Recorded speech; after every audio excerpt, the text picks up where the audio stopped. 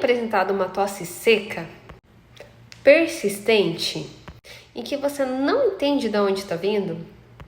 E geralmente acontece no momento em que você mais precisa estar em boas condições físicas. Talvez isso seja um sinal que o seu corpo está dando para você. Mostrar que você se sentiu invadido, que alguém entrou dentro do seu espaço. Que de certa forma você está se sentindo ameaçado. Ou você queria ter dito algo a alguém e não conseguiu e aquilo ficou preso dentro de você. E para você que tem apresentado a tosse seca, qual desses fatores mais condiz com a sua realidade? Fez sentido para você? Então, leia a legenda.